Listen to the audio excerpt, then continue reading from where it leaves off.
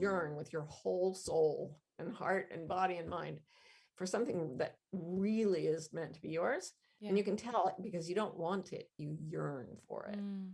Wanting can go any direction. Advertising makes us want, but yearning, what we think of in the night, that's from the heart. If you ask the universe for what you yearn for, the answer is always yes. And it is always delivered instantly. The problem is it is delivered to your real home, Yeah. because to deliver it to you in desperation would keep you in desperation. So the universe wants you to go to your home, which is peace. So when you get there, all the stuff you've been asking for is there waiting. And so all I wanted to do was go into peace, and I did. And then, like, objects and experiences and relationships and people that I had longed for in my life just started arriving, like in crazy, magical feeling ways. And I thought, all I did was try to be truthful. And instead, I ended up in deeper in the magic than I've ever been. Wow.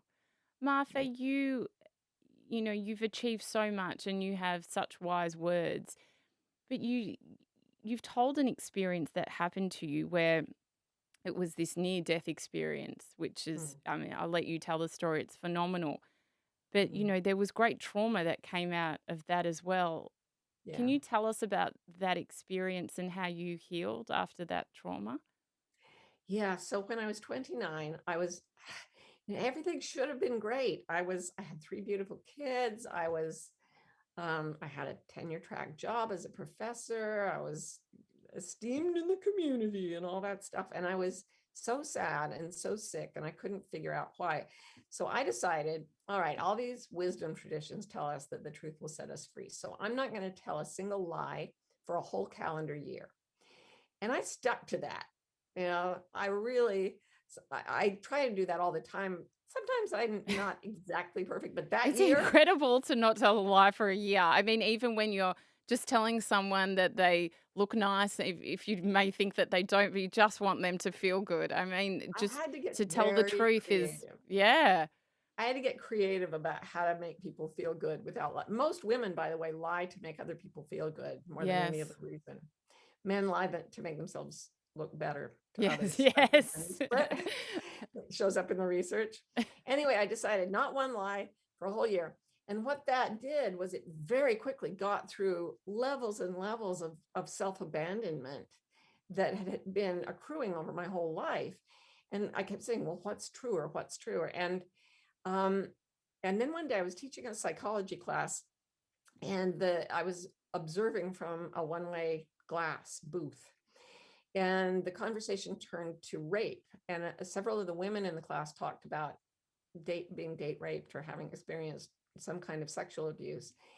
And I had this very strange reaction where I just felt like there were fire ants on every inch of my skin.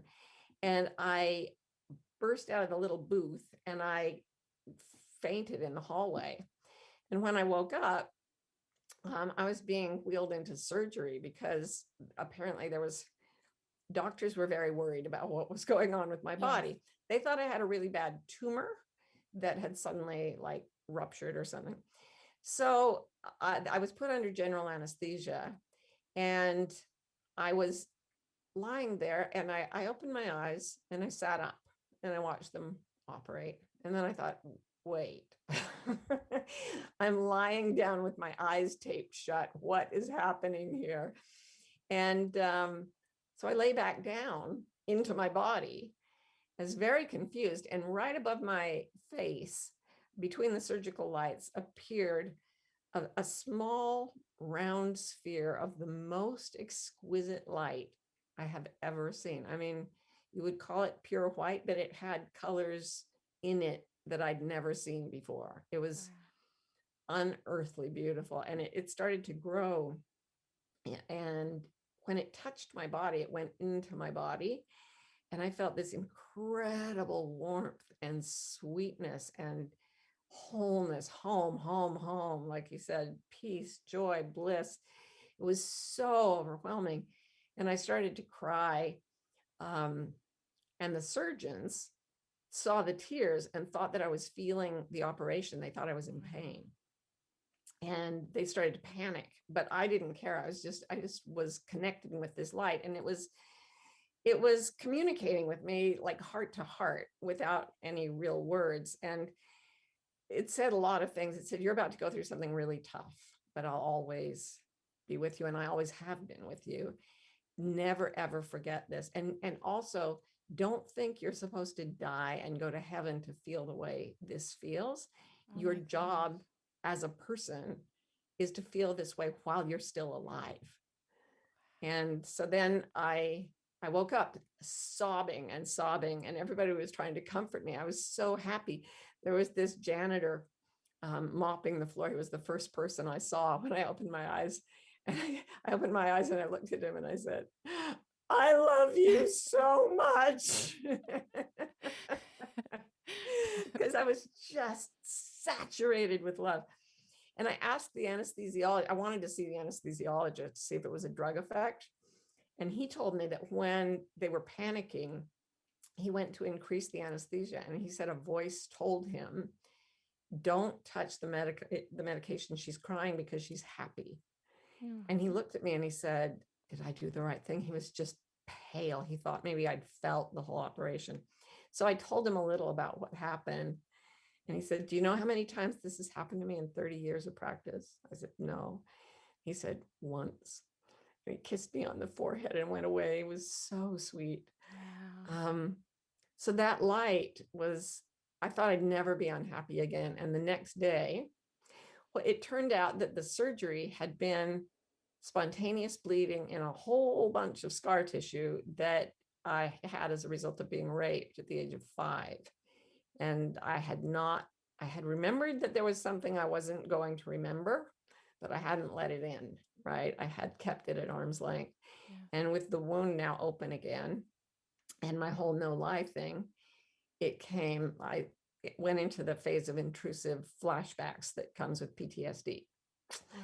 So that was not fun.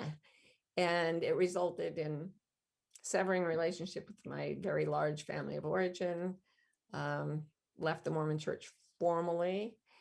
I later wrote a book about abuse in the church that got me death threats and threats against my children and people killing the plants in my yard and threats against my friend. Like it just about stripped everything out of my life.